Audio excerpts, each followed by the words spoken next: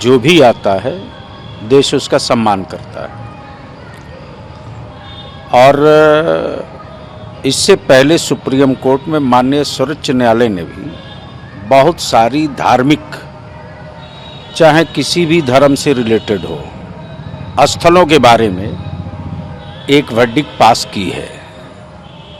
उसको भी पढ़ना चाहिए और समझना चाहिए। और दुनिया और देश खूब बढ़िया से समझ रहा है कि ये सब जो कुछ किया जा रहा है वो क्यों किया जा रहा है और किधर से ध्यान हटकाने के लिए किस काम पे लगाया जा रहा है। वैसे जो माननीय न्यायालय का जो आदेश होता है हर भारतीय एक्सेप्ट करता है।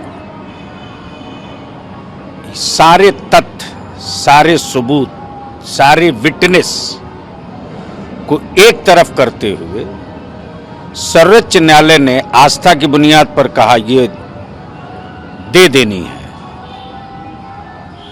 तो कहीं किसी भी देश से कहीं भी कोई मुसलमान सड़क पर उतरा उसके खिलाफ नहीं उतरा।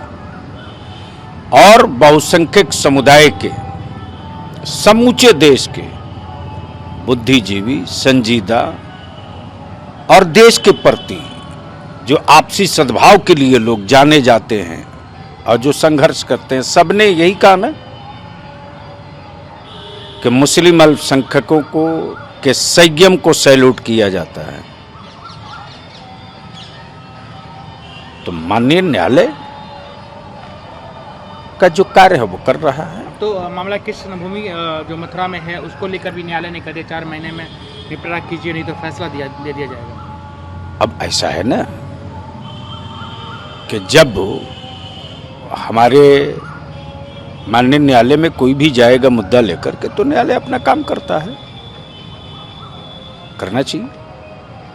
लेकिन आपको नहीं लगता कि राम मंदिर का मुद्दा शांत हुआ एक तरफ जो इतने वर्षों से चल रहा था, लेकिन एक बार फिर से जिस तरीके से मंदिर मस्जिद हो रहा है, क्या असर पड़ेगा इसका? अगर मस्जिद से, चाहे बाबरी मस्जिद हो, चाहे ज्ञानवापी मस्जिद हो, चाहे और भी कोई मस्जिद हो, या मुस्लिम अल्पसंख्यकों की प्रताड़ना हो, और ये सब करने के बाद हमारे देश के युवाओं को रोजगार मिल जाए, बेकारों को काम मिल जाए, गरीबों के आंसू अगर पोंछ लिए जाएं और हमारा देश एकजुट रहे तो रोज इस तरह का लोग काम करें। ताजमहल को लेकर भी पिटीशन दिया गया था, हालांकि उसे खारिज कर दिया, कैसे देखते हैं? लोगों का काम है कोर्ट जाते रहना, जस्टिफाई करना काम है माननीय न्यायालय का ना। तो अभी जो लोग ताजमहल को लेकर के गए हैं, कोर्ट ने क्या कह के खारिज किया है, पढ़ना चाहिए।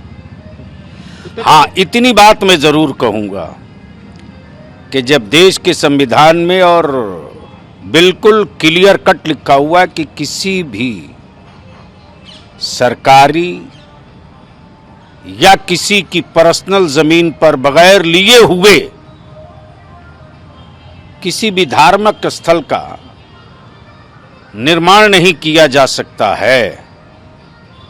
तो माननीय न्यायालय से भी मैं आग्रह करूंगा कि देश में कितनी ऐसी मस्जिदें हैं, कितने ऐसे गुरुद्वारे हैं और कितनी ऐसी धार्मिक स्थलें हैं,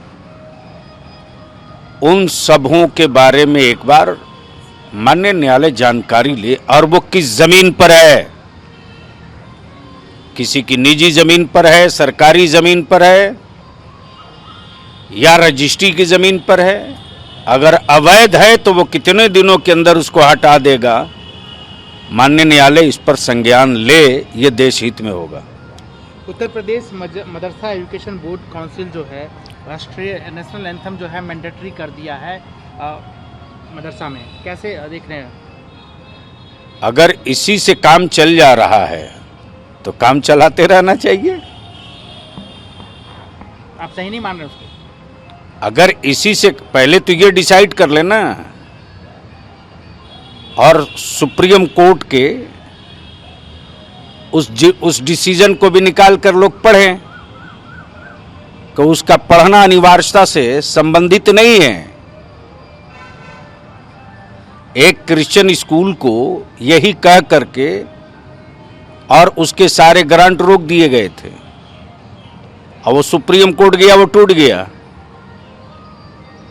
तो पहले तो देश इस बात पर सहमत तो हो जाए ना। और बीजेपी का मांग है बिहार में कि बिहार में भी ऐसा लागू होना चाहिए कैसा? जो उत्तर प्रदेश ने किया है आदर्श आचार संहिता। तो जो चीजें बिहार में वो सब हर देश में लागू होना चाहिए, वैसे तो लागू कर ही रहे लोग। बिहार के माननीय मुख्यमंत्री श्री नीतीश कुमार जी की योजनाओं को, स्कीमों को लोग लागू कर रहे हैं। अब वो करना ही पड़ेगा, इसलिए कि सबने इस बात को महसूस किया है। किसी भी सेक्टर में आपसी सद्भाव बिहार मॉडल है अभी, आपसी भाईचारा बिहार पहचान है अभी, सभी तबके का विकास मॉडल है अभी।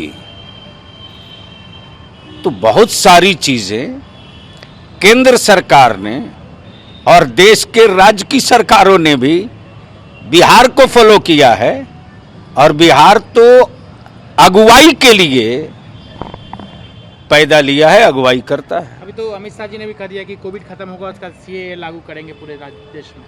हाँ, अभी परसों देख रहा था कि जो हमारे पाकिस्तान से भाई बुलाए गए थे, पाकिस्तान से प्रताड़ित हुए हमारे जिन भाइयों को 2500 को लोगों ने बुलाया था, वो 3 रोज पहले लोग देश छोड़कर गए हैं। 2500 लोग चले गए आकर के, और जनता दल यू तो इस बारे में बिल्कुल स्पष्ट। 2017 में ही जनता दल यू ने राष्ट्रीय अधिवेशन में प्रस्ताव भी लिया था, और हमारे नेता माननीय श्री नीतीश कुमार जी ने इलेक्शन आपके कमीशन को चिट्ठी भी लिखा था, जिसको लोगों ने चलाया भी है।